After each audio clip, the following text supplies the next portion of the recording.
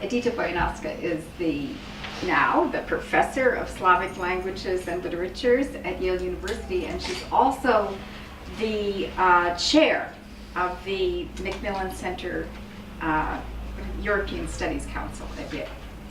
As many of you know, she's a specialist in 19th century Russian, Polish, Ukrainian literature, and she is very interested in empire and nationalism. And we can see this in her first book, which was called Nikolai Gogol, Between Ukrainian and Russian Nationalism, and also in many of her articles. And I understand that she's also working now on a project about empire and the Russian classics. So today, Edyta is going to talk to us about her latest book. Please hold up his. Well, this is the cover, but there it is, the real thing. A World of Empires, the Russian Voyage of the Frigate Pallada.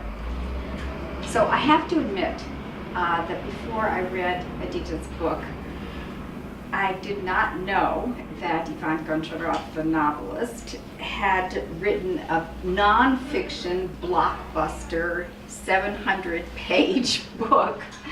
You got alone. Called The Frigate Pallada.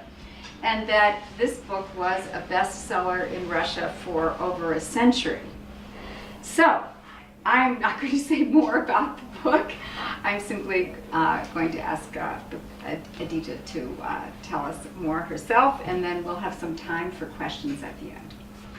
Well, thank you very much. Thank you so much for this kind introduction, and I'm also grateful to Professor Lansbury for chairing the event, and to Jordan Center for hosting it, especially since Jordan Center and its faculty have played an important role in shaping this book. Early on, when I was hesitating whether it was a complete madness to write a book about a single book, and whether its interdisciplinary ambitions were in any way realistic, Professor Burbank encouraged me by saying that yes, this project could in fact speak to historians.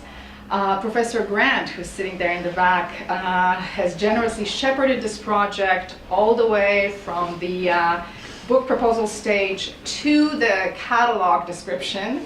I read the full manuscript in draft and guided me through anthropological sensitivities of writing about non-European cultures. Professor Kotsongi's helped me with the tangled question of Russia's mid-century tariffs, which is actually a really hard question.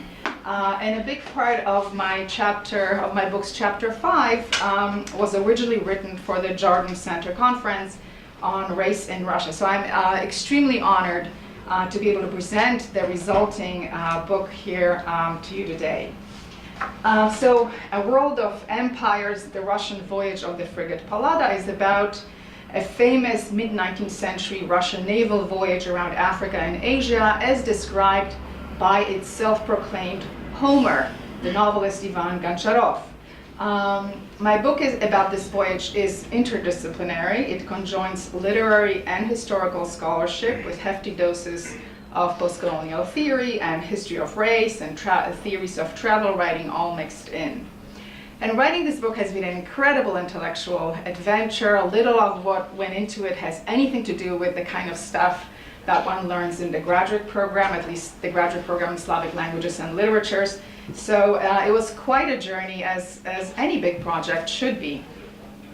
The book is aimed not just for academics, but also for a general audience. While I do make scholarly arguments, I don't presuppose any specialized knowledge. And hopefully, the scholarly readers who are used to denser prose will enjoy the accessibility as well. Let's see.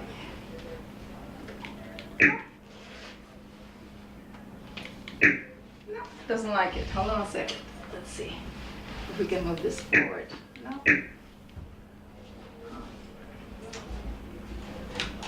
Okay. Let me move to the manual mode here. And sorry for that. Actually, it looked much better when I first pulled this image together, but this is the image of the Frigate Pallada. So let me set the stage by telling you about the Russian voyage. So it's October 1852. A Russian sailing frigate called the Pallada sails from Kronstadt with 460 men. The official mission is to, and I quote, to inspect our North American possessions, meaning Alaska and California. The unofficial mission is to open up trade relations with Japan, by then closed for 2 centuries to European trade. The Russians are not alone. The American Commodore Matthew Perry is sailing to Japan with the same objective. The itinerary, and here's the map, leads around Africa and across the Indian Ocean with stops in the Cape Colony, now South Africa, Manila, Singapore, Hong Kong, Shanghai, Nagasaki, and then along the eastern Korea up to the Pacific shores of eastern Siberia. So it is an extraordinary voyage. And as the mission was in progress, the Crimean War erupted, so the Pallada became a target for British and French attacks in the Pacific. We sometimes don't realize this, but the Crimean War was also fought in the Pacific. So what was Goncharov doing there? Let's see. Okay, good. Goncharov was served as secretary to the commander of Vice Admiral Yefimie Putyatin, recording the official progress of the expedition, but also in his diary, private diary and letters, his personal impressions. After Korea, Goncharov returned to St. Petersburg by traveling overland through Siberia, while Putyatin continued his diplomacy/imperial bullying in Japan and China, and he was actually successful on both fronts. Goncharov published his travel notes in a volume devoted to the Japanese stage of the mission in 1857, which was followed a year later by a 700-page travelogue of the entire voyage. This travelogue breaks off when its narrator reaches Irkutsk, which took place in December 1853, 15 months after Goncharov left Petersburg. So here's one simple takeaway from my talk. No other major 19th century Russian writer saw as much of the world as Goncharov. And I know this sounds, this is shocking to think of the creator of Oblomov, Russia's paradigmatic couch potato. And for those of you who are more familiar with that famous quirky novel, curious about how the two texts may be thought of together, I'd say that the travelogue places the novel's Russian questions within the global worldview of its creator. It provides a powerful deterrent to nostalgic readings of Oblomov, making clear that for all the author's sympathy for his fallible eponymous protagonist, the novel ultimately makes the entrepreneur Stolz the type of hero that the modernizing empire really needs. Here I lean on Professor Lounsbury's interpretation of the novel, according to which, and I quote her, Russia must get connected intellectually, economically, and spatially with the rest of the world. The novel and the travelogue, in other words, are consistent. According to the Frigate Pallada, in order to keep up with the imperial Joneses, Russia must become a nation on the move, a nation of Stolzes, itinerant doers, appraised of the wider world, because Russia's modernity and imperialism depend on mobility and connectivity. So let me address head-on another question that may be on your mind. Why should anyone care about Goncharov's travelogue? This is actually a question that Jane already broached. This rather unknown book that isn't part of the recognized canon of Russian literature. Well, first, because it is actually really great literature, a masterpiece of 19th century Russian prose.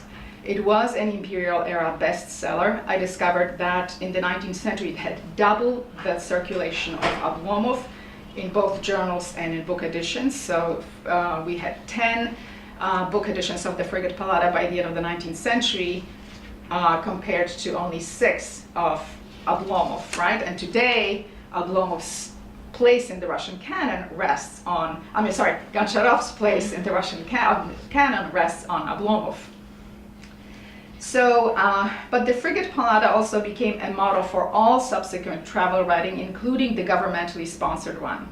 Young Chekhov read it and then reread it. The Orientalist painter Vasily Vereshchagin was obsessed with it. Nabokov mentions it in the defense as a staple of middle-brow pre-revolutionary reading. The Soviet Party leader Kalinin recommended it to young writers in 1934. Brezhnev mentions it in his autobiography. Viktor Shklovsky spoke of it as a book that for a century, and I quote him, has never left readers' desks. And Goncharov himself called it his own favorite, a rose without thorns. The book was widely read by regular readers and government officials, both adults and young kids. It was taught in schools and military academies.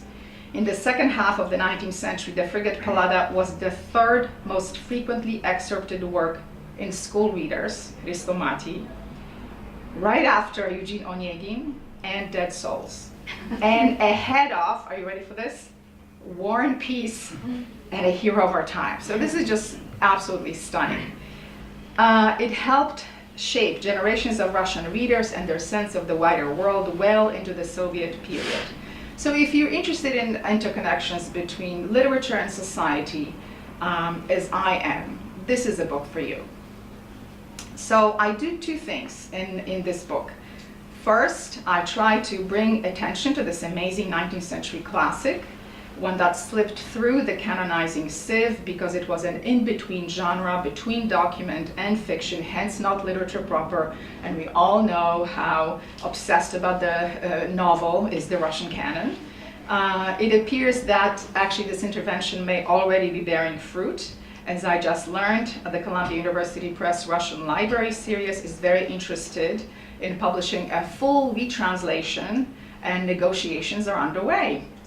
The existing English version by St. Martin Press is actually based on an expurgated Soviet edition and has quite a lot of mistakes in the basic dictionary definitions of the Russian words. So I hope that the renewed attention will bring this fascinating book to English-speaking audiences. And the second thing I do in this book, I use this travelogue as a lens onto global imperial history, showing the imperializing and globalizing world of the mid-19th century from a Russian perspective. This is not just a book about Russia, but about Russia on a global stage. And this is important because Russia remains marginalized in accounts of European imperialism, something that historians such as Professor Burbank have been attempting to remedy. I emphasize that Russia must also become integrated into accounts of the culture of European imperialism. Mid-19th century Russia emerges in my book as an increasingly assertive empire that understood itself and operated diplomatically, economically, and discursively within the global imperial world order based on imperial expansion and competition. So the questions that interest me in this book are imperialism, colonialism, and race. How did Russians understand their own empire and its place in the global arena? Goncharov's travelogue is a rich document of the Russian imperial worldview that broadly resonated with the Tsarist era public. It was not a mere collection of impressions. It made ideological arguments, sometimes polemical ones. It did what most 19th century travelogues did. It championed Europe's and Russia's imperial expansion and colonial activity, presenting them as hallmarks of modernity, progress, and global capitalism. It promoted imperial globalization, free trade, and Europe's and Russia's civilizing mission. Goncharov's overriding, if implicit, message was that Russians must catch up to their colonial rivals, especially the British. They must become global contenders in resource extraction, trade, and access to cheap labor markets. We all know that Russia's relation to Europe was among the most fraught questions of Russian intellectual history. Yet I'm finding that it was so only internally, for domestic purposes, so to speak. Once the Russians turn outward and face other nations, especially on imperial frontiers in Asia, these dilemmas recede from view. The Pallada Russians regarded themselves as central to Europe's imperial enterprise. In Japan, they presented themselves primarily as Europeans and only secondarily as Russians. Less overtly, Goncharov suggests that Russia must also compete with other empires in humanitarian arrangements and infrastructure improvements for its colonies. At some point, he even alludes that in some distant future, Siberia will be ruled by indigenous people. So I was really fascinated to discover that ideas of imperial trusteeship, that is colonialism as temporary stewardship of backward places, also had purchase among Russia's imperial elites desirous of giving their empire a moral uplift. That said, civilizing bromides alternate in the Frigate Pallada with wholly self-interested considerations of raw power and profit. Violent means toward civilized ends do not overly bother Goncharov. His descriptions of colonial sites and peoples employ classic orientalizing tropes. And as I discovered, the book is actually somewhat more mean-spirited than the Russians on the actual voyage. In Japan, the Russian crew was much less racist and much more respectful of Japanese cultural differences than the canon-toting Americans. But Goncharov drank the Eurocentric Kool-Aid, if I may put it this way, so his book's sentiments are much more strident and arrogant than the actual conduct of the Russian crew. So I was astounded to learn that the Frigate Pallada is treated almost universally in Soviet criticism as an anti-colonial critique. And I just cannot imagine a more outlandish proposition. It is true that there have been more malevolent colonial commentators than Goncharov, and that he has warm flashes of sympathy for non-European peoples. But while individual non-Europeans everywhere can appear to Goncharov as good and kind and wise, once he lumps them into ethnicities and races, they are harshly stereotyped and slotted into demeaning Eurocentric hierarchies. The stereotypes Goncharov peddles to his readers, not always aligned with his recorded experiences, but he avoids using his experiences to revise his stereotypes. Overall, I am careful not to reduce Goncharov's book to a tale of ineluctable top-down colonial oppression in zealous service to political authorities, no shades of gray allowed. My book ferrets out ideological complexity and cultural anxieties that underlie imperial poses, and how the book's account of the mission relates to its actual history. Travelogues are to varying degrees economical with the truth, as one scholar of travel writing puts it, and should therefore never be naively read as a transparent window on the world. In the 19th century, their obvious ethnocentrism clouded that window even more. Travelogues proffer images, representations, which should not be confused with empirical reality, despite the fact that the genre itself makes truth claims rooted in eyewitness authenticity. That is, I've been there, I've seen this, I spoke to these people, it's true, right? But we really have to be careful with that.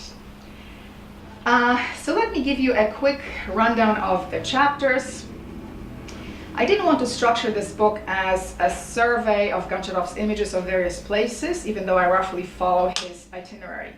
Each chapter is focused on a specific problem and has a different analytical angle.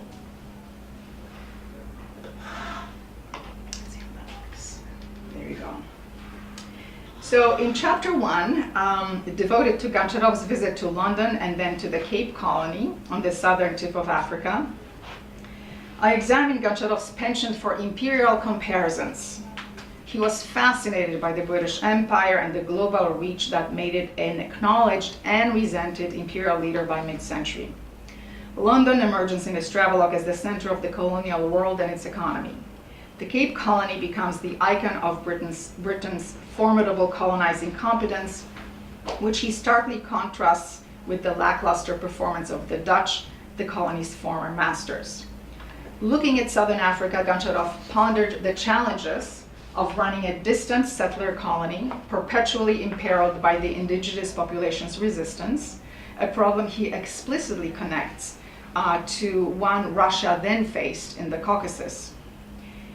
As he studied various imperial regimes, Goncharov sought instructive lessons for Russia. Empires made extravagant claims to exceptionalism, but the reality of how they operated involved a heavy reliance on comparison, mutual borrowing, and poaching of practices.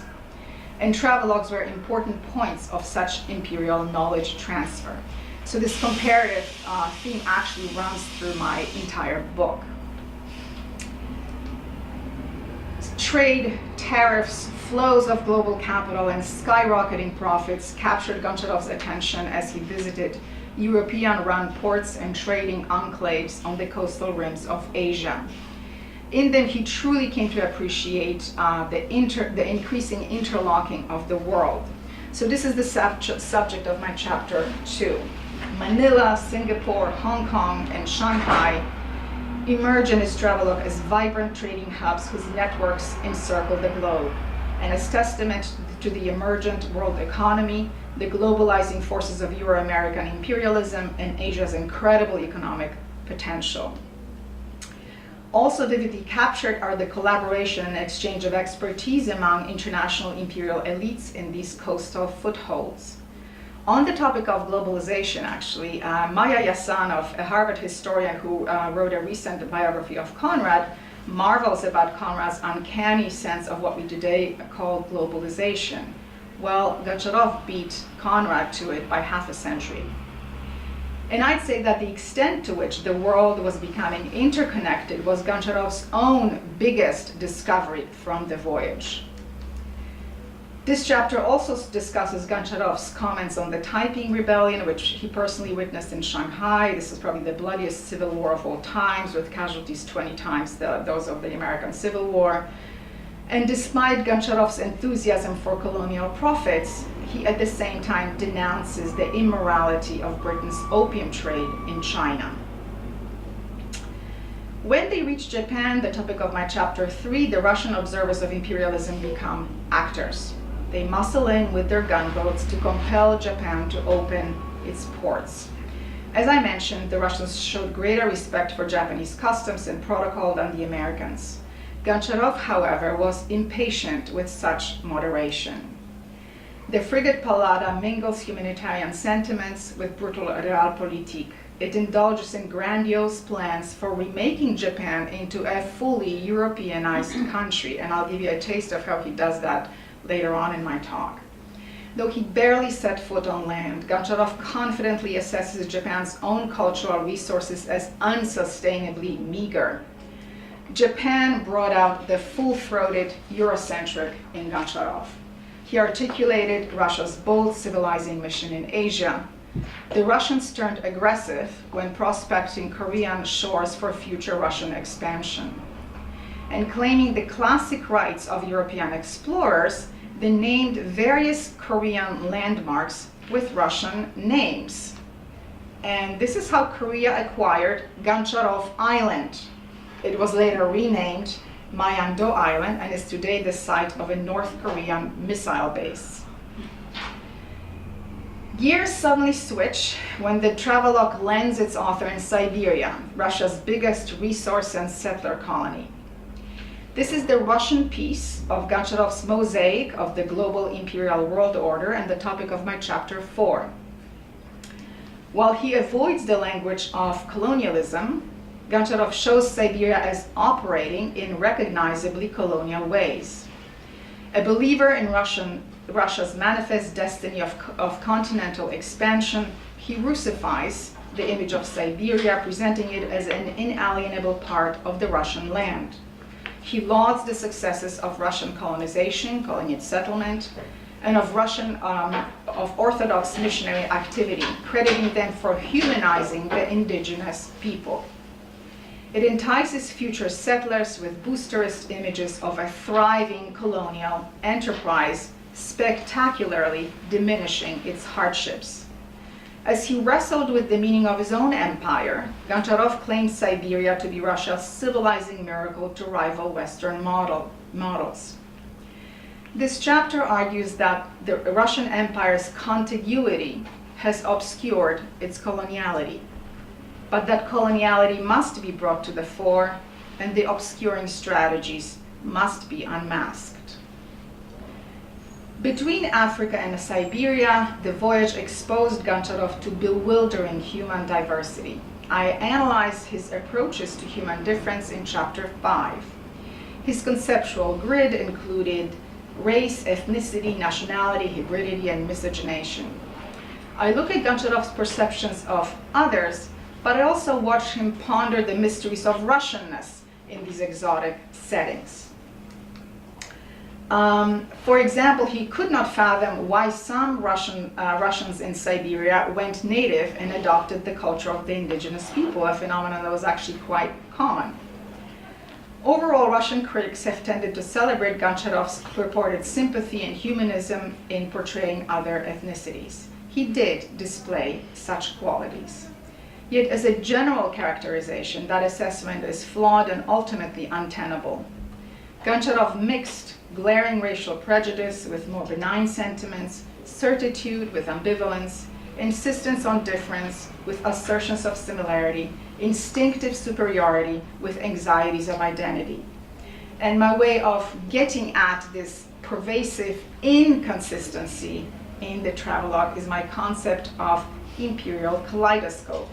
And I mean by the processes of ordering that assist the transmutation of the messy, raw experience of travel into a patterned narrative.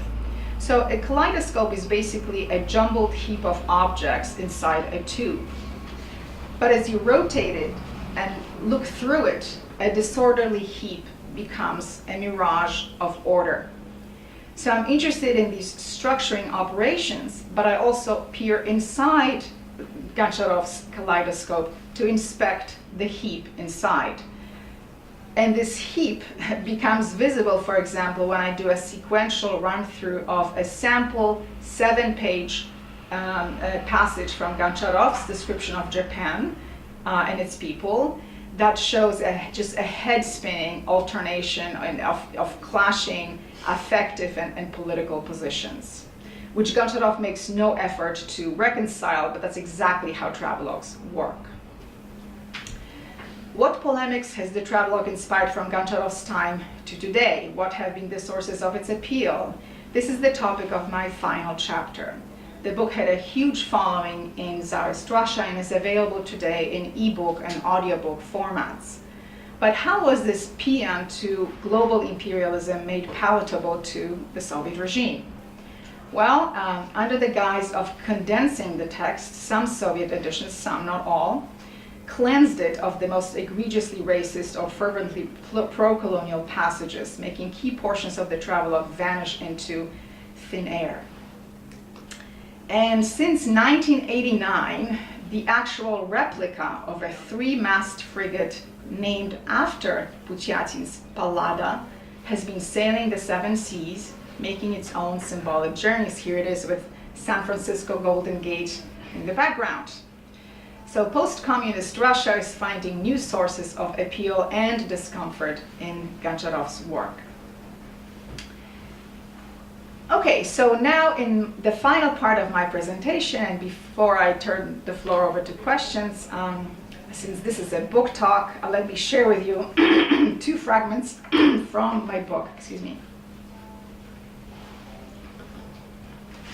So both are about Japan. I'll summarize a little bit the first one, and I'll read from the book the second one, also to give you the sense of how it's written. So let me first set the scene, right? The Russians had just arrived in Nagasaki. But as foreigners, they were strictly prohibited from disembarking. With a few exceptions, they were kept on the frigate for months, like sardines in a can. All that Goncharov did was to observe Japan from the deck of the Pallada.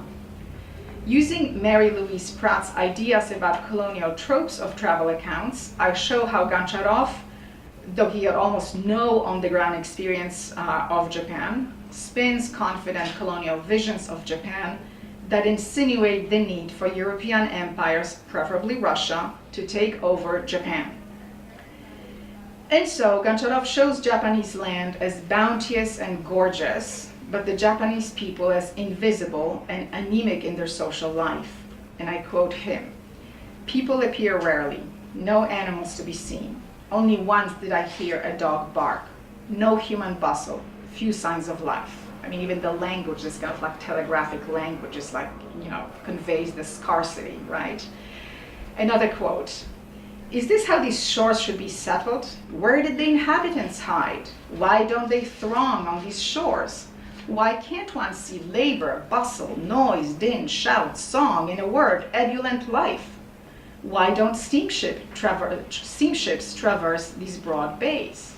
End of quote. The problem, as Goncharov sees it, is that Japan is improperly settled and developed. It needs modern technology and robust growth. He openly designates Europeans as better trustees of the Japanese land. Admiring a particularly magnificent bay, he exclaims, "What a splendid suburb would spread itself out here if only the bay were in the hands of Europeans. Well, it will come, and maybe even soon." End of quote. Goncharov, in short, keeps diagnosing Japan's problems and views the Japanese as completely unfit to solve them. And yet, these complaints contradict other facets of Goncharov's own portrayal of Japan. For example, he repeatedly notes signs of intensive agriculture, such as, and I quote him, "cultivated terraces that like a gigantic green ladder climb the entire mountain from the sea waves to the clouds. Entire mountains," he writes, "are sliced through with furrows running from top to bottom." He is impressed that, and I quote, "not an inch of uncultivated soil can be found," end of quote. Feats of engineering have stemmed erosion and provided the water necessary for growing rice. Well, a reader may understandably wonder, in this supposedly depopulated, dysfunctional country, bereft of active stirrings of life, who did all this? If anything, this labor suggests overpopulation, since there would be no need to till mountains unless there were lots of hungry people determined to wrest food from any soil. The point of declaring lands as empty was to open this space discursively to European settlement, to recast the imperial intrusion as the writing of a balance between demography and environment. Equally noteworthy are moments when Goncharov plummets from the pedestal of an aesthete to the perch of a grabby intruder. He seems very interested in Japan's natural resources, especially coal, appraises Japan and Korea like an imperial prospector. Nature is to be exploited, resources monetized. He views the Japanese landscape, to use Pratt's fitting phrase, as a dormant machine waiting to be cranked into activity. He sees resources to be developed, surpluses to be traded, towns to be built. So not what is, but what can be. And here's what vexes him about Nagasaki. And here's actually, we're marching to a Nagasaki governor's dinner, and this like pudgy guy in gray is Goncharov. So here's a quote from the Frigate Pallada. "Here's a hill. However green and cozy, it lacks something. It should be crowned with a white colonnade with a portico, or a villa with balconies, a park, and paths trailing down. And there a road leading down to the sea would be good, and a pier where steamships would dock and people mingle. Here on this high mountain there should be a monastery with towers, cupolas, and a golden cross peeking from across the cedars. And there warehouses would fit nicely, with a forest of masts crowding in front of them." "And what if we took Nagasaki from the Japanese?" I asked aloud, mesmerized by the idea of masts. Some laughed. "They don't know how to use this potential," I continued. "What could this port be if others owned it? Look around, all the Eastern Ocean would liven up with trade." I wanted to develop my idea of how Japan could link up its trade routes through China and Korea with Europe and Siberia, but we approached the shore. End of quote. To demonstrate the benefits of Russia's stewardship of Japan, Goncharov's imagination builds up the landscape with modern structures and conveniences, European but also distinctively Russian, like the monastery with golden cupolas and a cross. Christianization, technology, trade, Japan lacks what Europe can provide. He mentally improves Japanese hills with European villas and imagines Japanese harbors as enlivened by trade. Such industrial reveries, as Pratt calls them, make European presence indispensable. And this is precisely how Goncharov justifies his bold proposals that the Russians should take over Nagasaki. Viewing Japan through his rose-tinted binoculars of progress, he can only see it as a field of dreams, a future home of a Russian with all the conveniences of European life. His rhapsody upgrades Japan at the same time that it upgrades Russia, finally in a respectable lineup of industrialized nations with enviable, thriving imperial outposts. Use it or lose it was the underlying principle of global imperial order. It was rooted in the classic Victorian ideology of improvement, which held that it was everyone's moral duty to work on improving the social and material conditions of life through rational design and prudent care. Goncharov assures his readers that the Japanese don't know how to use their land. The Russians will come to the rescue. At various points, Goncharov approves of the use of force in bending Japan to Russia's will. In one passage, for example, complaining about Japan's insulting rejection of any relations with Europeans, he writes, "How long will this last?" we wondered, our hands caressing our 60-pound cannons. And I do, by the way, explore the sexual connotations of this image too in the book. So this is not an airy, civilizing fantasy of a moony literary type, but hard, sinewy realpolitik. Goncharov repeatedly professes enthusiasm for gunboat diplomacy in Japan, considering his boss Pushkin too timid. A perception of Russia's military superiority feeds his imperialistic swagger. So let us now, in my final excerpt, leave. I want to make it clear, we're leaving the province of Goncharov's book and of his musings, and we're going to look at an episode that paved the final stretch for Pushkin's eventual diplomatic triumph, that is concluding the treaty with Japan. And I love this story because it so completely overturns customary assumptions about power dynamic in imperial situations. And I call this section Diplomacy Without the Gunboat. And the event I'm describing took place after Goncharov returned to Russia during Pushkin's second mission to Japan. And it is not described in the travelogue. And I sometimes venture out, I do this sometimes in my book, I venture out beyond Goncharov's travelogue to fill out his contours of the voyage or to complement his picture. And I do that to highlight the risks of relying too much on travelogues for our understanding of the worlds and interactions they represented. So, let's see, here we go. In December 1854, a tsunami caused by an earthquake flooded Shimoda, where the Pallada's replacement, the Diana, another ship, was docked. A giant tidal wave wiped out most of Shimoda and the surrounding villages, filling harbors with debris and corpses. Out of 1,000 homes, only 16 were left standing. Whirling currents spun the Diana around like a top, causing structural damage and putting her at risk of smashing against underwater rocks or coastal structures. A cannon broke free, killing one sailor and injuring 2 others. The bad situation of the Russian crew could easily have become worse. However, both sides behaved at their best. Though themselves in peril, the Russians rescued Japanese survivors. They picked up an old woman from a drifting roof. Actually, you have an image of, do you see the people here on the roof? Okay. By the way, these are images of another travel account of that second Pushkin expedition. So the Russians picked up an old woman from a drifting roof and 2 Japanese men from a junk. When the tidal waves subsided, the Russians offered medical help to shore communities, although the help was rejected.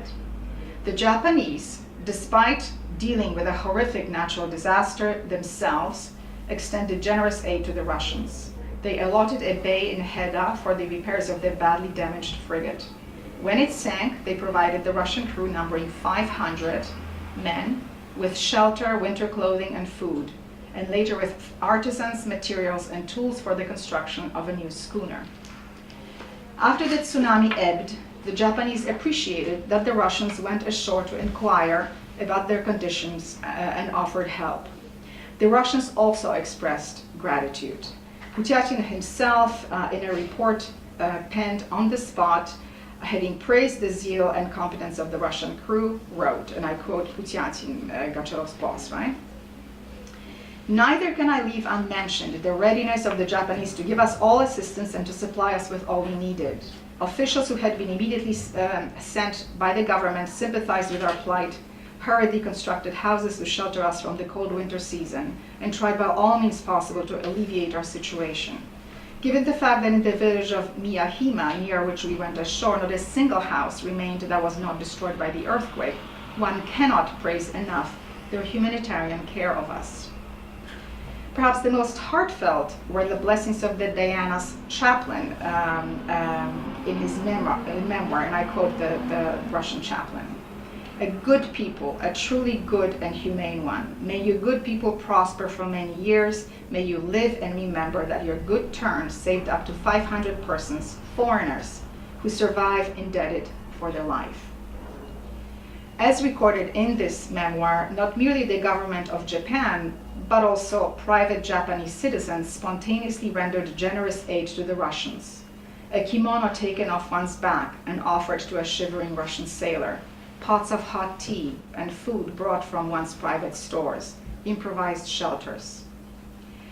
Forces of nature orchestrated a curious reversal in the power dynamic of this imperial situation. The cannon-toting Russian imperialists, the would-be openers of Japan, and Pushkin's efforts were yet to bear fruit, found themselves at the mercy of their Japanese host for basic survival needs. Indeed, they had to relinquish their cannons once the Diana foundered. Alexander II's imperial decree later designated these cannons as a gift to the government of Japan in appreciation for the rescue.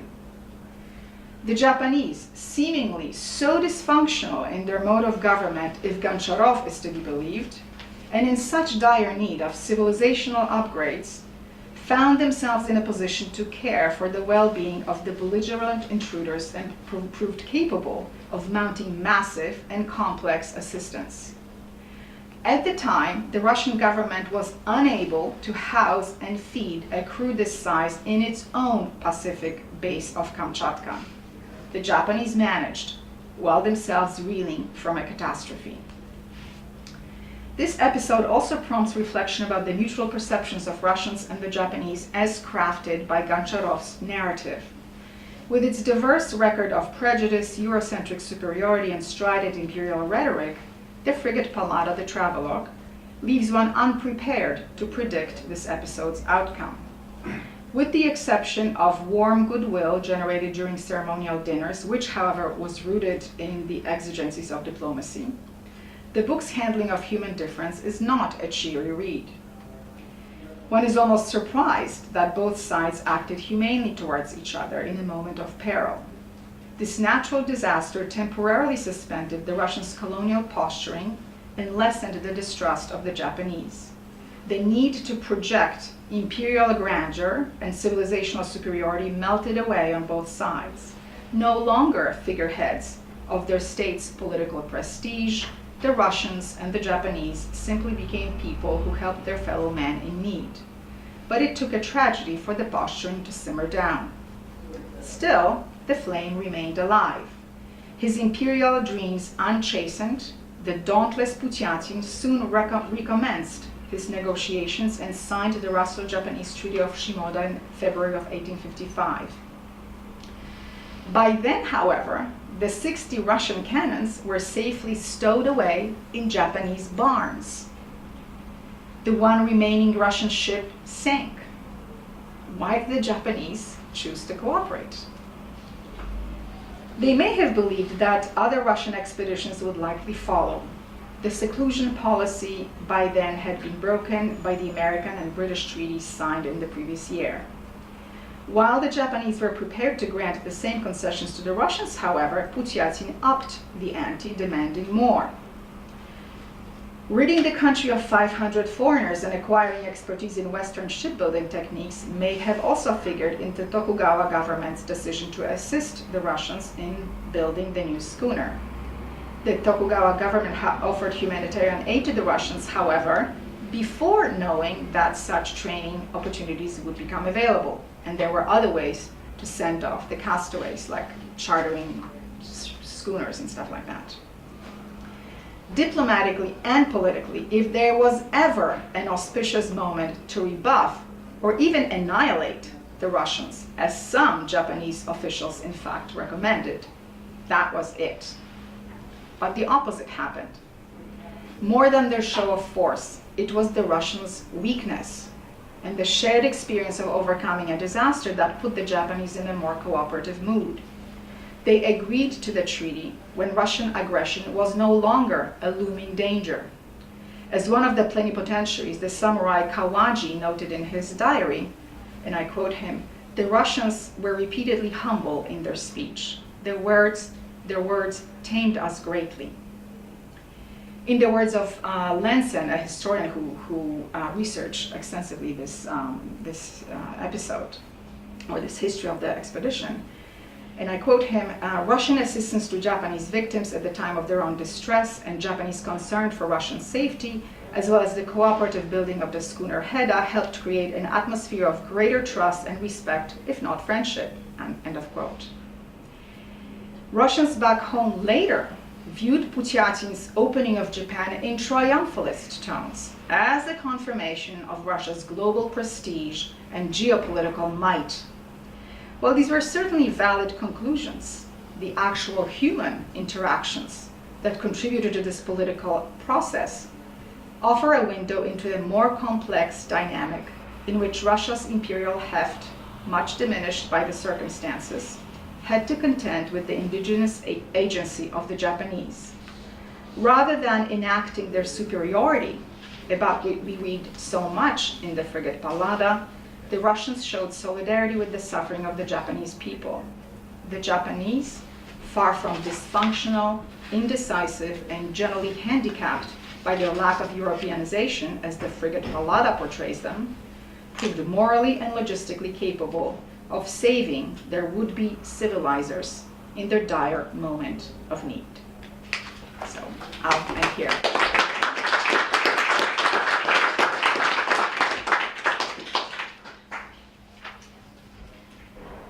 So I think we've gotten an idea of how rich this book is, and I'm sure there are a lot of questions, but Lisa, can you come out?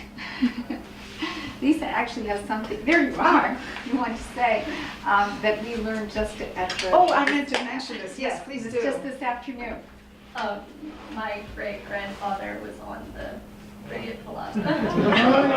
Can you imagine?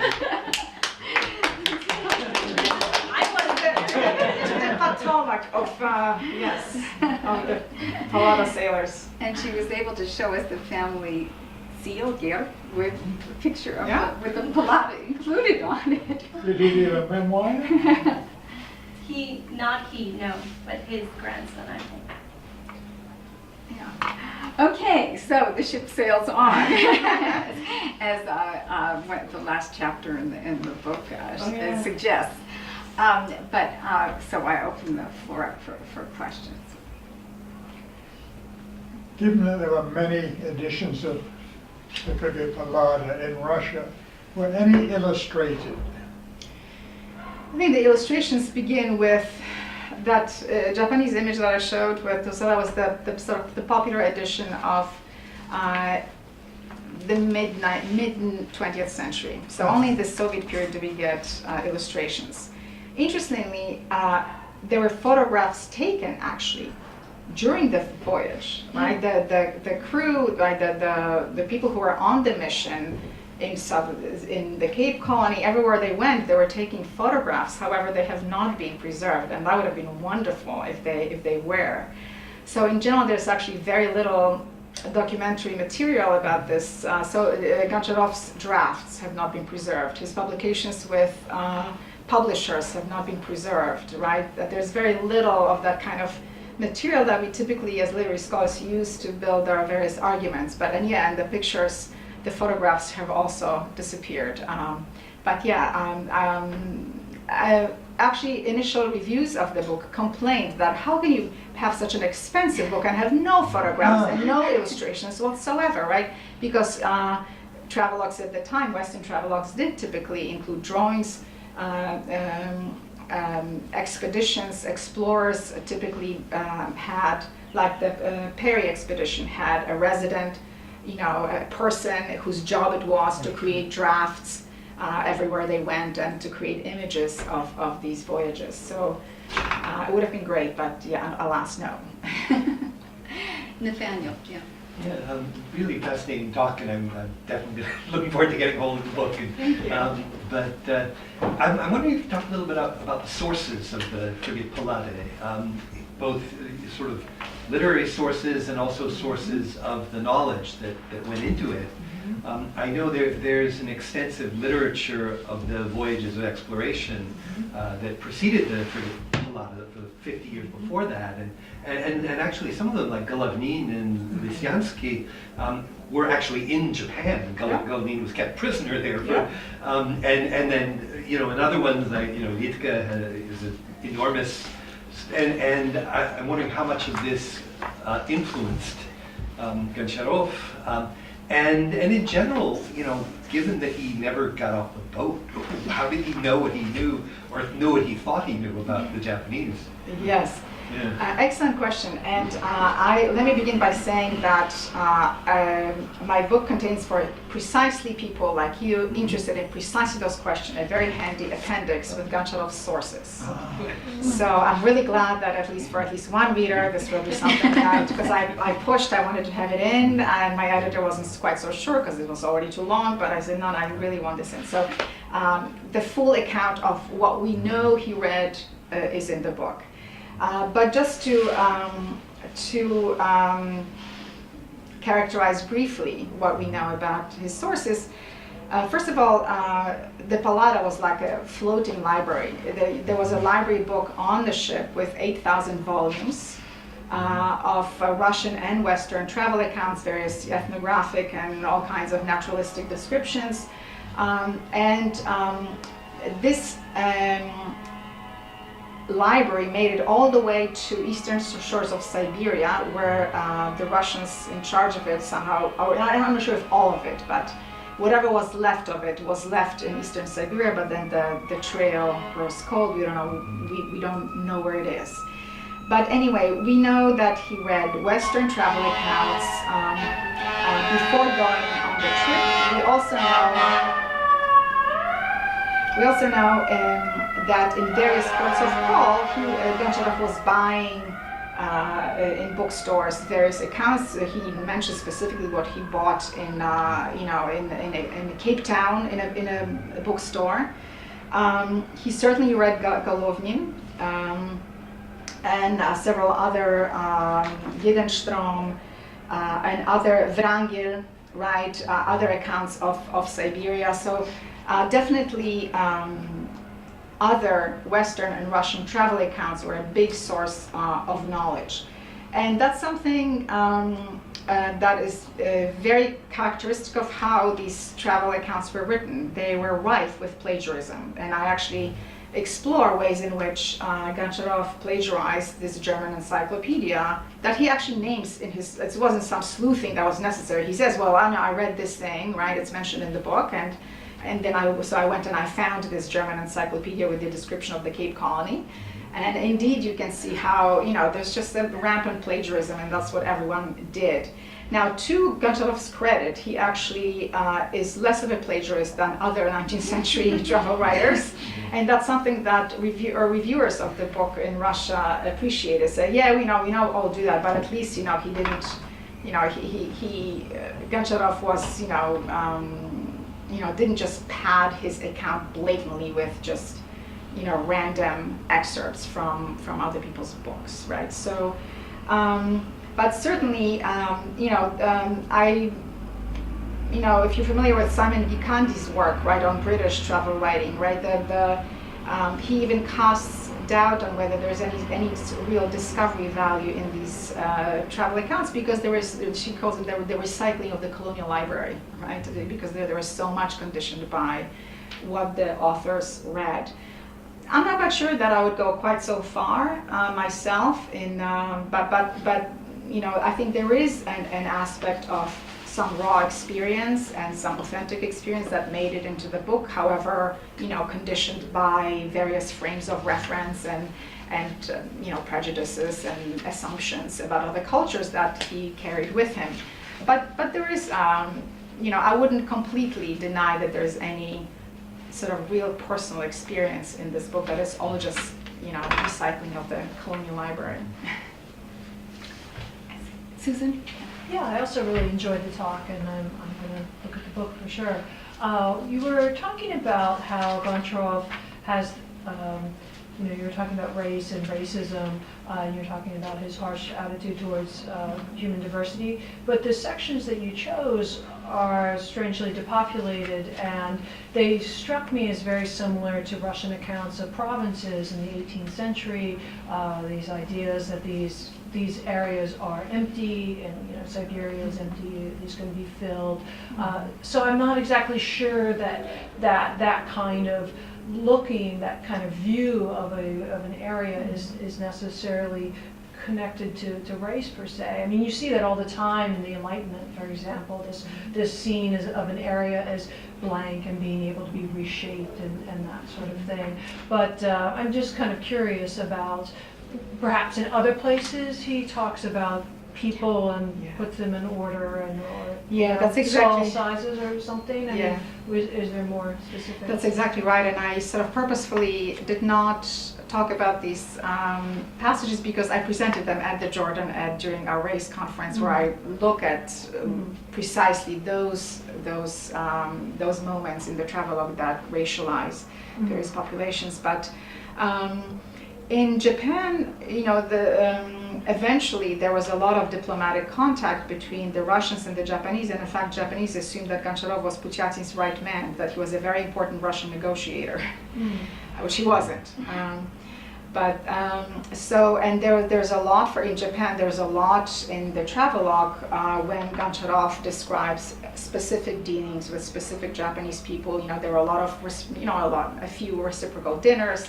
You know, the Russians would go to the Nagasaki governor, they have dinner there, then the Japanese would come over to the frigate and they have dinner on the frigate, right? And I actually described this as quite a lot of funny episodes on those occasions.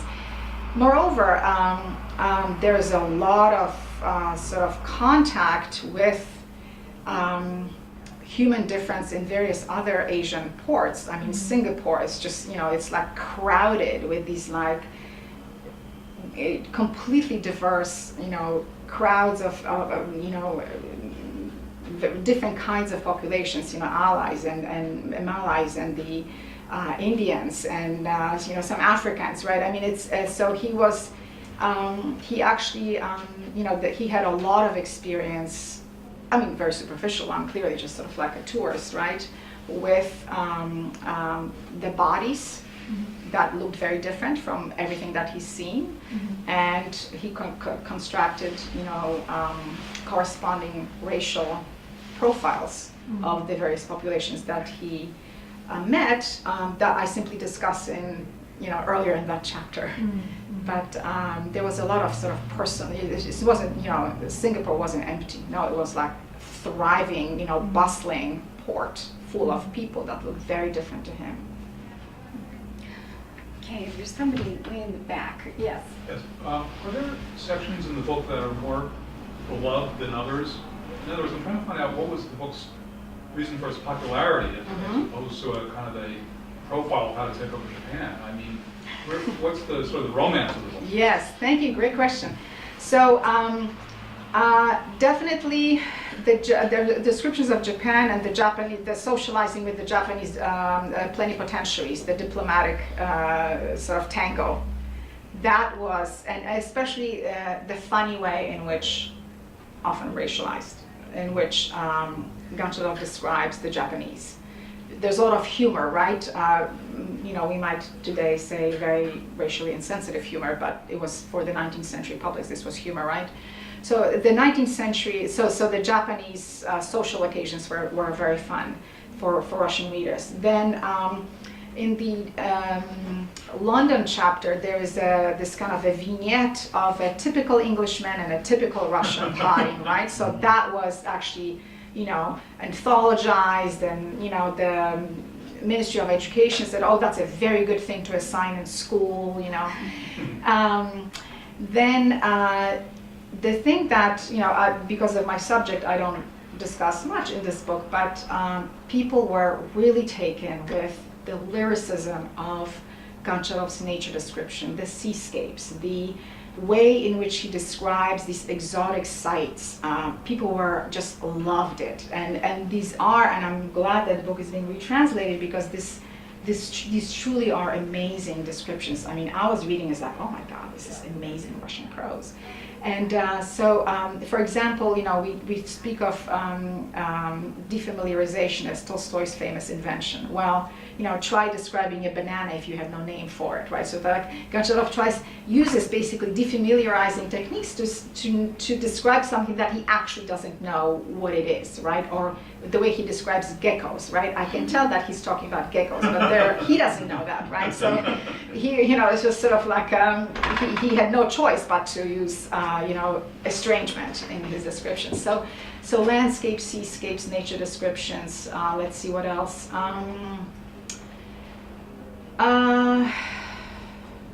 For some reason, Manila was very, very. I remember it being mentioned often as a passage that caught Russian readers' imagination, and there he kind of captures this somnolence and sleepiness and kind of decline of the Spanish Empire in his reflections of Manila. So I think maybe that was kind of also often mentioned. Just that, I was thinking of Darwin and the Voyage of the Beagle. Yes. That was such an enormous, bestseller just for the descriptions of the land and the animals. Absolutely, yes. And I really enjoyed actually reading Darwin, The Voyage of the Beagle, when I was working on this book. And I actually make some connections between them. I mean, to sort of show how similarly they operate in places. But we forget but travel literature was incredibly influential, incredibly popular, and that's what sold. Mark Twain in his time was known as primarily as a travel writer, not a fiction writer, a travel writer, right?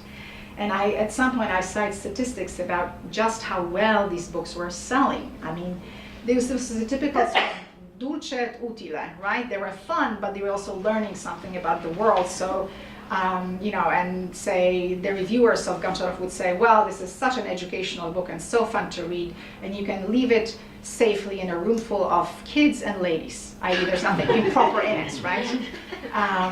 So yeah, I mean, we forget, our literary hierarchies, our genre hierarchies are based on, what, literati and high cultured people decided were the important books.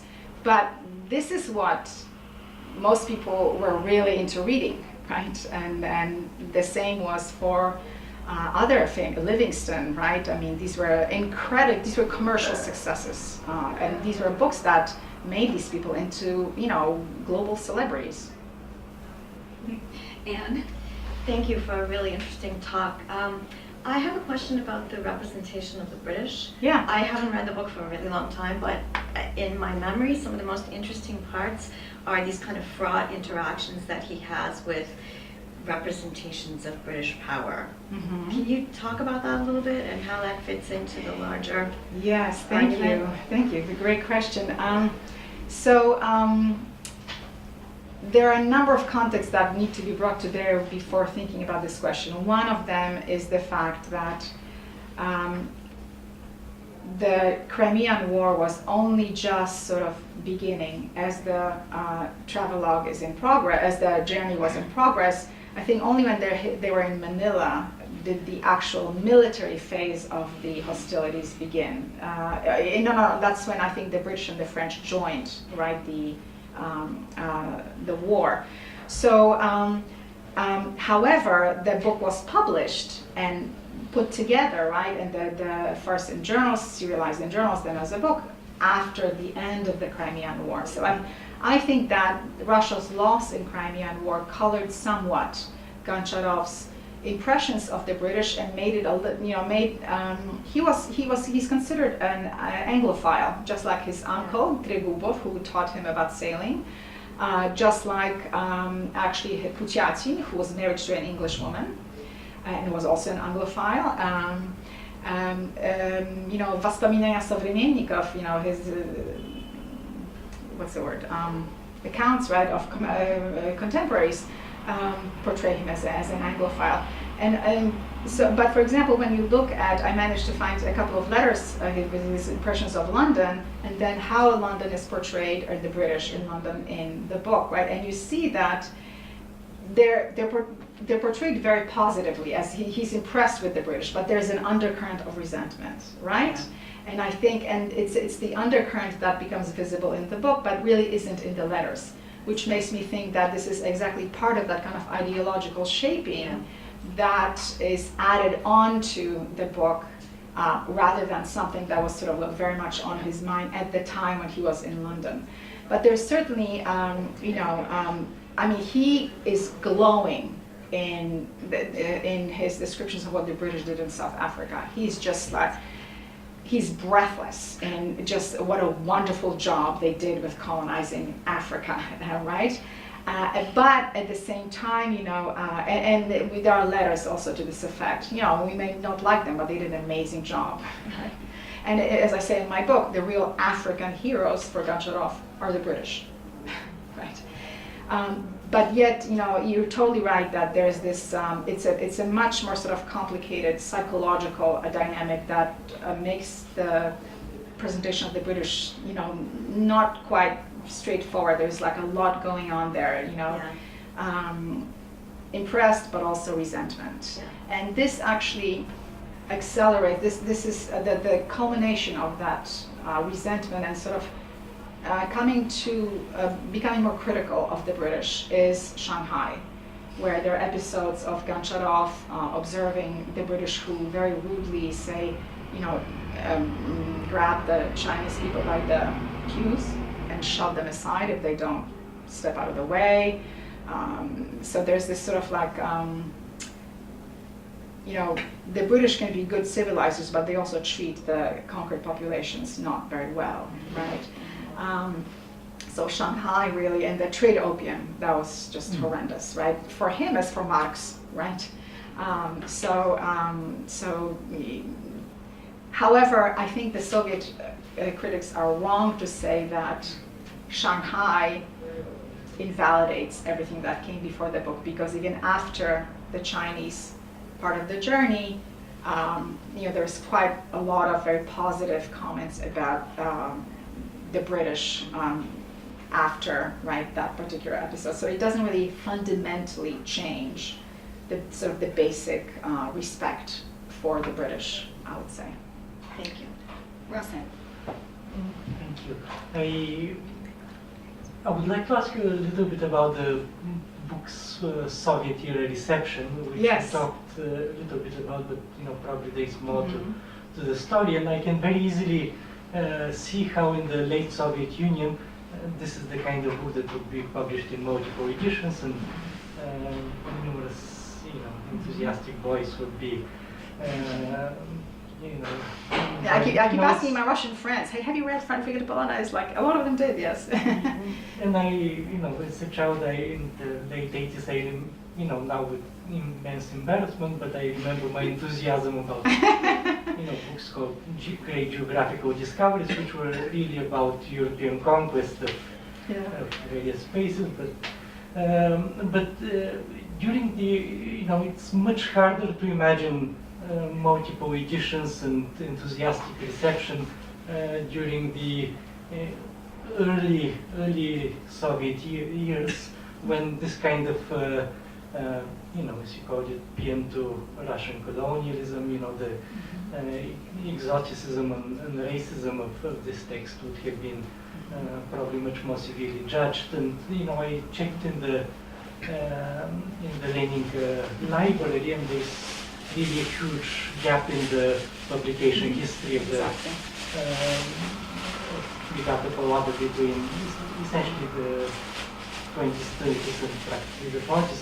I was just wondering, besides this gap, is there any writing on Edyta Bojanowska? Thank you. No, it's a great fact-checking there. Yes, that's exactly the first thing that I would say is that there's a long hiatus when the Pallada is not republished. There's a one severely, like 1/4, 1/3 of the book edition, I think, of 1935. So after the revolution, I think the book had to wait until about I think 1949, 1950s, because I think the Soviets were sort of had to wrap their minds about like, how are we going to pitch this, right? It's clearly is a book that is, its political sentiments were not those of the Soviet regime.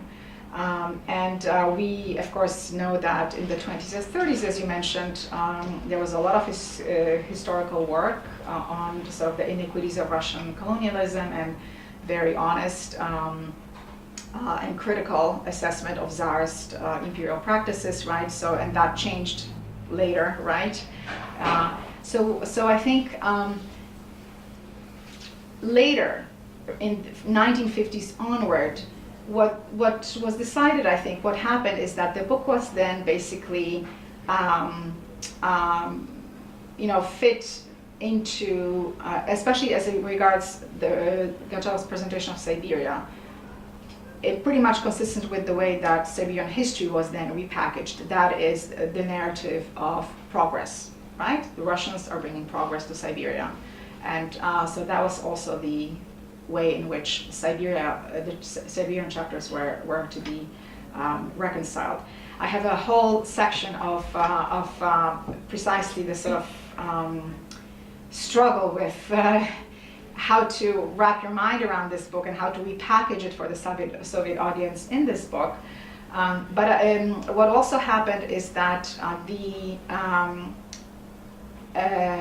introductory prefaces to this book kind of packaged it in a way that was made it acceptable to the Soviet audience. So, for example, yes, Goncharov shows these horrible British merchants doing X, Y, and Z, the sort of that cherry picking of quotations, to say that in fact, if in this passage Goncharov was critical about the British merchants, hence he's against British colonialism, hence he's against colonialism, And then, open any Soviet edition. What are the Russians doing on this voyage? Like, what's going on here? Well, it was pitched to the Soviet readers as basically an exercise in bilateral trade relations. The Russians went to Japan to sign a trade treaty, right? What can be wrong with that? I mean, all countries have trade treaties, right? But it's complete whitewashing, right? Because this treaty was an unequal treaty, like the other ones by the British in China and elsewhere. It was extracted at gunpoint, and it privileged imperial intruders. To this day, in China and Japan, these unequal treaties are thought of as the sort of moment of historical disgrace for their countries, and definitely as a sort of imperialist situation, right? So, but that is completely, if I didn't venture into historical research and just relied on the Soviet editions that describe what this thing was about, then I would have no topic for my book, because I wouldn't be able to conceptualize this voyage as an imperial trip. So, just like a few sort of maybe motifs from that sort of Soviet reception chapter. And for me, the most fascinating one was looking at what the Morawiecki edition, the guy who created this sort of tailored, cut out all the objectionable parts of the book for the popular edition. What did he cut out? I actually spent an entire summer researching that, the various editions and comparing what is missing from which, to sort of propose arguments about, what's happening ideologically with this text in the Soviet period. So, and that is, I won't go into it, but that is also sort of shows very interestingly, what was objectionable in this book for this sort of Soviet canonizer of Frigate Pallada and how he dealt with it, right? So it's a fascinating story, really, yeah. Thank you. And from the front row, yes.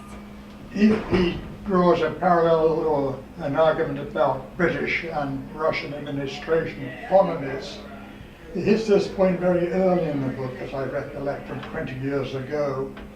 There was a disaster, a fire in London. A banquet was held to raise money for the victims.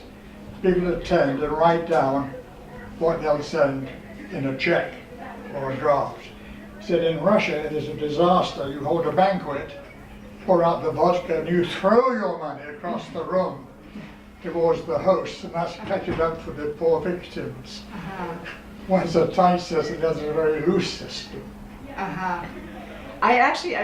Thanks for, so that's in the Frigate Pallada, right? Yes, yes, that's in the yes. book.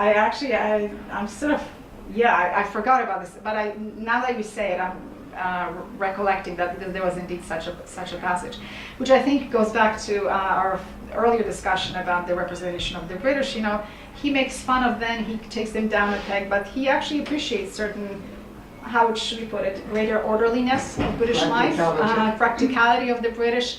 So he says, you know, British artisans, they're very limited, right? They just know how to do one thing and they do it well, right? A conversation with such a person will be boring, but you'll gladly give him business, right? Yeah. Just as a follow-up to that, I mean, my memory of the book, again, I read it a long time ago, but I seem to remember that he himself felt uncomfortable under the British gaze. That there were these passages when he was worried about what they thought about him. And there was a kind of reversal. Am I misremembering that, or was that there? Just that he has the sense that he is in the presence of possibly a superior civilization. It, you know, like so much in this travelogue, that, you know, you have passages like that. At the same time, you have passages when he's mercilessly poking fun at the British, you know, and especially the ones he met in the Cape Colony, right? There was a lot of interactions in the hotels and with the crews and all of that, and he makes fun of them, and that they're drunkards, that they're stiff. They say "I say" all the time, you know. So he loves the way that his servant commandeers in Russian a London shop assistant. The servant just came into the store and started talking to the shop assistant in Russian. The shop assistant's like, oh, I don't understand what you're saying, and he just, like, you know, starts inveighing against us. So Goncharov is having a lot of fun with that, right? And there's a moment, and also in the Cape Colonies chapter, when he says, well, you know, there's this guy who just, like, some doctor, British doctor, who he heard that the Russians were in town, and he just, like, ran all the way to see us as if we're these, like, exotic creatures, right? And he's sort of, like, you know, a little ruffled, saying, well, you know, we have literature and we have science and we have this, you know, like, how dare you think of us as these, like, you know, barbarous people, right? And of course, it's interesting because he doesn't take it to, like, like, okay, well, therefore maybe I am sort of, you know, mischaracterizing other people or making wrong assumptions about them. That doesn't happen, right? But he is sort of miffed as being considered this, like, exotic Russian barbarian by this British doctor, right? So there's a lot of that. At the same time, there's this, like, just a weirdly lyrical passage in a chapter on, I think, when the Russians are in Singapore, when this just, like, the streets are teeming with this, like, you know, ethnic and racial varieties of people and all these bodies that are naked because it's the tropics, right? And then there's this passage when he goes to the hotel. And he's just like, you can sort of tell from the way it's written that he's like, takes, like, this deep breath. White people, you know, and he especially describes this one English gentleman as basically like a bouquet of whiteness. Like, there's, like, a bouquet metaphors, like this purely British type of beauty with its delicate lines, and I mean, it's just very eerie and very, very sort of. The psychology of these kinds of shifts in the narrative are interesting to speculate, but yeah. Nathaniel. Yeah, just sort of following up on that very Yeah. interesting discussion. But and one thing, that theme that you see interwoven into a lot of the geographical literature is this idea that not so much that Russians aren't imperialists, but that they're better imperialists. You know, It's kinder, both, gentle. right? What's that? It's both, right? It's both, yeah. I We mean, are not imperialists, and we're better. and we're better imperialists. imperialists. Well, Yeah. there you go. Yeah, yeah. That's and so I'm wondering if that sounds Yeah. like that's what you're seeing with Goncharov as well. This idea that we would, you know, we would do a better Yeah. job of it. Yeah. But I was also fascinated by your discussion about Japan and the idea of the sort of land waiting to be used, waiting to be exploited, and it strikes me you've got the whole amour business going on at the same time, which exactly stems on those precise kind of tropes. You know, here's this great river valley, this wonderful land, and just waiting for Russians to come in there and, you know, take a hold of it. Are there any reflections of the amour situation? Absolutely, yes. Yeah. And a very curious one, in that, okay, so the Pallada actually was part of the story. It was part of checking the navigability of the Amour to large vessels, right?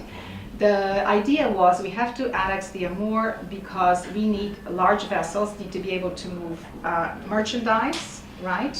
And all the way to the Pacific. This was the only sort of realistic egress to the Pacific for Siberia, because all the other Siberian rivers flow north to the Arctic Sea, right? So the Amour was supposed to be the window onto the Pacific for Russia, the way that the Baltic was the window to Europe, right? So whether or not the Amour is navigable to large vessels was a really important question, right? And in fact, the Pallada was tasked with checking that.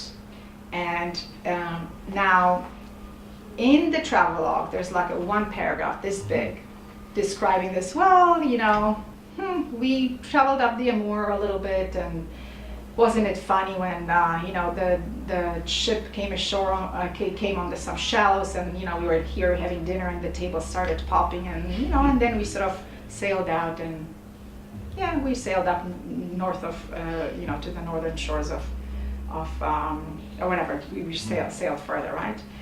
Now, there was a person who researched that part of the expedition, and apparently this was not just like a little tiny episode. This took 2 months. This was the mortality of the Amour part of the expedition was the highest of the entire voyage. And mind you, this is a voyage that, you know, they caught a typhoon in the Indian Ocean that loosened the main mast. And not even as many people died then as died during the Amour part of the expedition, right? So it was it caused a rift between the ship captain and Muravyov, who insisted that he wanted to send a telegram to St. Petersburg saying Amour is navigable to large vessels. We need to annex it, right? And he in fact sent it ahead of this mission actually being accomplished, right? And then later on blamed Unkovsky, the ship captain, from being inept in sailing, right? But basically, Muravyov pressed and pressed and pressed, and you know, the losses were so tremendous and the risks were so real that basically Pushkin had to disobey the order of the general governor of Siberia and say, "No, we're not doing this anymore. We're sailing back out of the Amour." So yes, there's a small part of the Amour episode there, and the question with which you began, imperialism, knowing we are not imperialists but we're better imperialists at the same time, that's a sort of a quintessential conundrum or sort of paradox, maybe we should say, of the way Russians thought about their own imperial experience, and I use Willard Sunderland's work on this, and I extended to say that in the chapter on Siberia, what Goncharov does is say we are non-colonial, we don't have colonialism either, but at the same time we're superior in doing it, right? So the two completely illogically, like in, you know, positions that, you know, are illogical together, but both somehow function in this text, and you know, Siberia is supposed to be, it is in Goncharov's retelling, this kind of positive model that he contrasts to the rapacious at that point, right? He makes the British to be the rapacious imperialists who sold opium to the Chinese, right? And we are much better. We don't sell alcohol to the natives, which we all know. You're a historian, you know. This is so not true, right? So not true. Bruce. I just can't help, I think you just answered the question that I had, but I can't help but ask, to follow on Nathaniel's, you know, given whether they were self-conscious about it or not, that the Russians are well known now in retrospect for a certain kind of continental colonialism. Were there reflections in the book about an expressed distaste for people who did the far-flung version, the British, the Spanish, the Dutch, that we really do it better because we're really working by stealth in our immediate area? Was there kind of a discomfort or a judging of that? Just to take Nathaniel's question one step further. Let me think back a little more. Or that it was inappropriate for them to, I mean, because we do see California and we do see Alaska and so forth, so it wasn't as, but even those could be said as kind of still stretching by stealth, right? Yes. Just going further east or something. Yes. It's just a style, because we call it a world of empires, but of course the style of empire is so different. Yeah. And that's what's so great about this narrative. And, you know. I'm not sure I'm seeing the contiguity as an argument for the superiority of the Russian Empire. What I am seeing is that the contiguity makes it easier to claim, to sort of deny imperialism altogether, right? The idea that we're just spreading into this space predestined by nature for us. That's sort of a classic manifest destiny idea.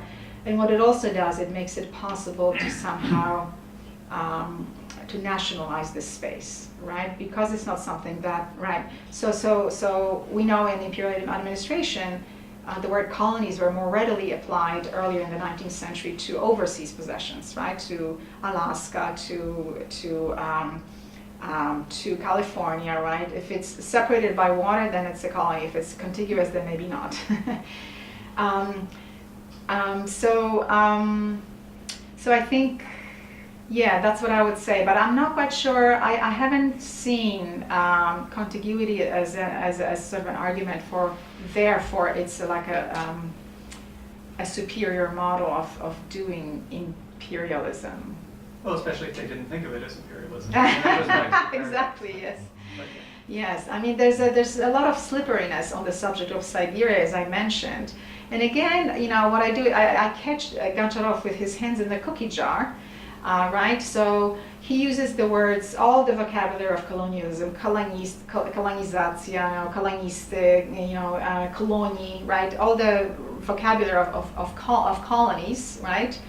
In reference to everywhere else he is on the globe. The moment he steps on the Siberian shore, not one usage of such word, right? Or we have settlement, resettlement, переселение, заселение, all of those kinds of word choices, присвоение, right? However, and here's the cookie jar moment, I have found him use the word colonies in his private correspondence, right? So again, I think I managed to show a lot of evidence in this book that what we get in the narrative, in this travelogue, is not necessarily what, and put it this way, we can't assume that what's in the travelogue is what Goncharov saw and thought, but we have to remain alert to the possibility that what's in it is what he thought he should be saying, how he thought he should be portraying certain places, especially Siberia. This is especially important in Siberia, right? That there is this, that there are certain sort of ideological assumptions and projects that are important for him, that are guiding his narrative choices, his word choices, right? Such as the sort of the absence of the word colony in the Siberian chapters, right? Whereas he does use it in texts not aimed for public dissemination, for print. Okay, well, I think we've come to the end of our time with this, but I want to just point out that this book is As you've seen today, it's very, very rich, and there are a couple of other aspects of it, because I haven't had a chance to read it, that I want to draw your attention to, and that is, first of all, incredible wide reading that Edyta did on all the imperial settings that Goncharov visited. That was the fun part. And I don't know if this was the fun part, but also the scholarship, imperial studies scholarship that she engaged with. And I think for those who were interested in historiography, you engage incredibly generously, delicately, but in a very tough-minded way with some of the, what shall I say, the exuberances of imperial historiography and theorization. So there's another reason to read this book. Thank you very much.